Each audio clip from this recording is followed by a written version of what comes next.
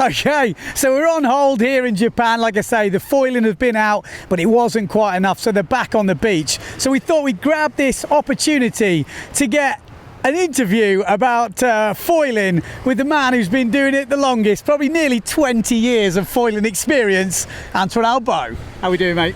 Yeah, good. Yeah, it's true that I saw that. I think it was in 2000 when Kevin Ozzy and Rush Randall, they were trying to do this on the windsurfer in Maui, and I was like, just fucking Ghana. I saw this and I said, Kevin, I want to try, and then I jump on the thing and I could manage to do it almost straight. So, and then every time the year after I was going to Maui, I was doing a little bit with Kevin, and then one time I just bring one in France. I don't remember exactly when. And then I was doing a little bit during the summer in my center, but not really much. But every time I put this on the beach, everybody was coming and say, what it is.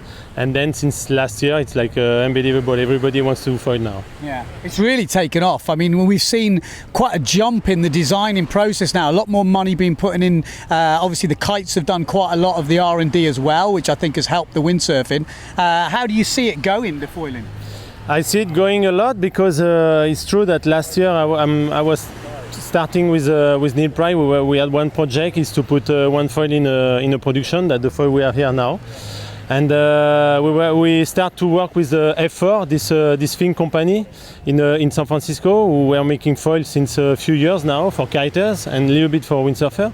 So I went there and tried a few protos that they have, and then we make new ones, and with the guys from F4 and now we arrive with this production foil from Neilpryde, which is really good because I've been winning some long distance slalom race I did. It's good. I'm going to say, I've seen you mixing up. What we're going to do is, I think the best thing to do is, I'm a kind of a newbie to the foiling, and I thought it would be great to kind of talk us through the different parts of the foil, because you're going to hear these words come up, and if you don't know what they are, you won't understand. So we're going to run through the different parts of the foil with Antoine, and we're going to go into what when you change these, what effect it has on the foil, pretty much. So I'm learning as much as you guys back home. So Antoine, you probably start us off. What were you going to talk about? We talk about the... So first of all, we have the mast. The mast is this part. So is the long fin, the mast. Okay. So this mast needs to be as stiff as we can, because this will give you the stiffness and the stability on the board. Then we have the fuselage, which is this piece, where is attached the two wings, the back wing, where we can call as well the stab or the stabilizer, and then the front wing. So the front wing will give you the power, but the stabilizer will make you the pop to go to fly, to get when you get planing with the board flat on the water. The angle of the stabilizer will give you the lift to go outside of the water and fly, on the plane. So you have different foil. This one is the one for racing, so it's totally full carbon. We also have these little screws here, which is really important because we can regulate the orientation of the stabilizer. If it's light, you want to, it's a little bit harder to fly, so you want to fly a little bit more. So you put some, I will say down angle, because the foil is upside down, but you put a little bit of angle like this, and to change the angle, and then you're going to fly a little bit more. Okay. If the wind is strong, you're going to put it more straight, because as more fast you go, more fast the foil wants to go out. So if you have too much angle on the stabilizer, you're going to go out of the water, and as soon as the big wing go out of the water, it's like a spin out when you normal slalom sailing, you're going to fall down. Okay.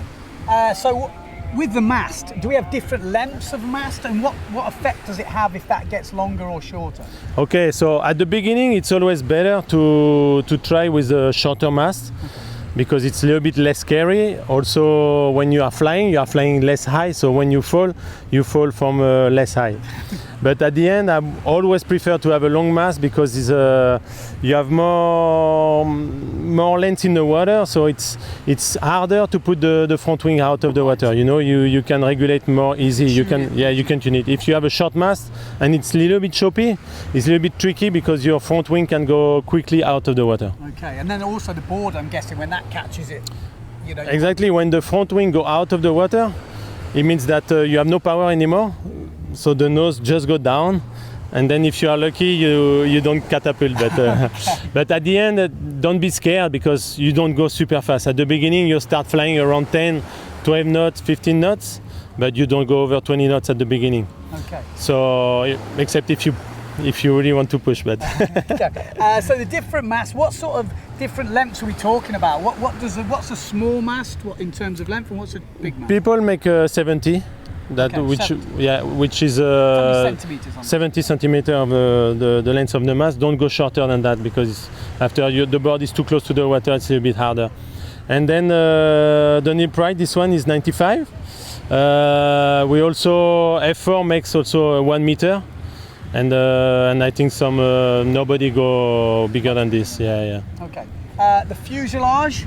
If we change the length of this, what effect does that have on the foil? Okay, if you at the end, the front wing will always stay at the same place. Okay. If you have a longer fuselage, the stabilizer will go more back, so it will generate more power. Okay. So at the beginning, don't take a long fuselage. It's a little bit too tricky. You will take the long fuselage if you really want to go upwind in really light wind or downwind. But if you just want to cruise with friends, don't take too long because it's a little bit. It's also dangerous, when you water start. The back wing is really far back and you are not used to it, so you can move the legs, when you try to swim and when you water start. So you can kick the stabilizer. Yeah.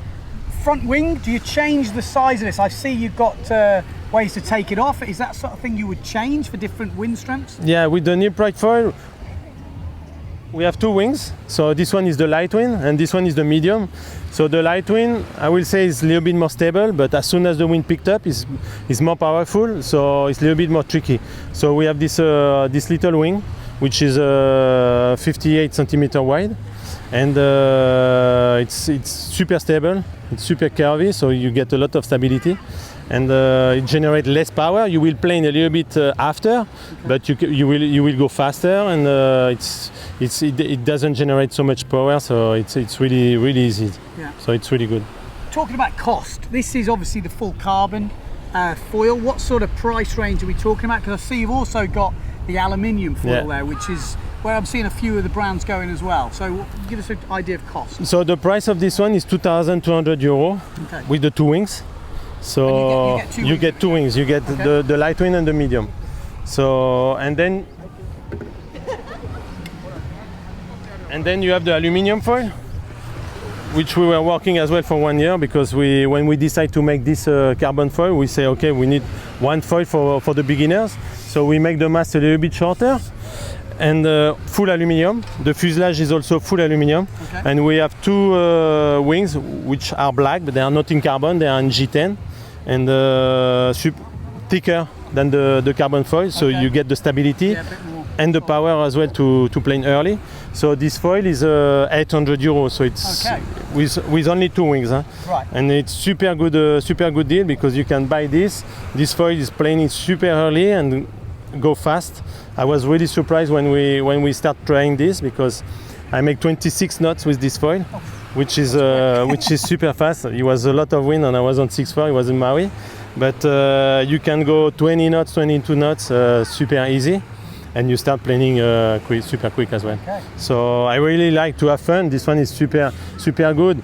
Also, if your mast is super long, you also need to walk more far in the water to start. Yes. So it's also good to have a short mast, or if you have a place that it's super shallow, with the 1 meter mast, maybe you cannot go, and maybe with this one you can go. So I really like this one as well. Especially with people with short legs like me. Yeah, exactly. And the color is killing as well.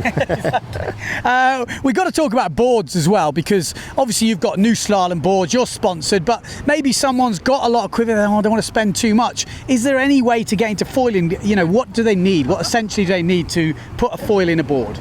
Okay, so what you need at the beginning, I was trying to do with small boards, because the board I bring from Maui, from Kevin Ozzie, was super narrow, and compared to those. And then I was not convinced that the big board were good, but I tried quickly some big boards, and at the end it's better because you get much more control, much more stability. Width. Yeah. So you can buy a special board, but you can also find like all formula, which is 90 or 95 wide, which work really good. You will stick your foil inside the fin box. Maybe it will crack, maybe not. I know a lot of people where the fin box don't break, so you don't know why, but it doesn't break. And so it's also good to find a big slalom board. You can go. I know now all the brands make the light wind boards and even some medium boards foil ready. So it means that in a factory where they build the boards, they make special reinforcements, so you can stick your foil inside and it will not break. So you don't need right now. If you buy a 2000 foil, maybe you use a old slalom board or really deep tuttle, isn't it? You need a deep tuttle, yeah. You need a deep tuttle box, yes. And probably reinforce it, but some, like you say, you're making it. It's a lot of people ask me, should I reinforce the box? I say no, just go like this. If it breaks, you will reinforce it after. So don't spend the money on this. Just go like this. If it breaks, you always can fix your foil board. Okay, awesome. Well, thanks for the chat. I mean, I'm going to ask you one more thing. You're obviously here this week in the lighter winds. We're going to be doing foiling. That's the idea. I think there's 14 guys entered. Yeah. Who's the top competition? Come on, give me some names. I don't know. I think Gonzalo is good. Sebastian, Pierre, William. I need to look. Maybe for sure I forgot some. And it's hard, isn't it? Because it's a new sport. People are learning stuff. Yeah, but few people were training this winter, like without telling nobody. You know, just okay. I'm gonna be ready for the first. So, but it's good because it's a new game. All the guys wants to do. Yeah. There is a lot of we are 15 or 16 registered, and all the other guys they just want to order foil to compete. Perfect. All right, man. Well, we'll let you get on. Thank you very much. There we go. Antoine Albeau, he's been foiling nearly 20 years. That's ridiculous. You know, some of the guys have only just got on it. So that is it. Really interesting information there for you guys and for me. Actually, I learned quite a bit then. We're going to still stay on hold. The wind is, well, it's not looking too good today, but the sun is out. The people are on the beach. Stay tuned.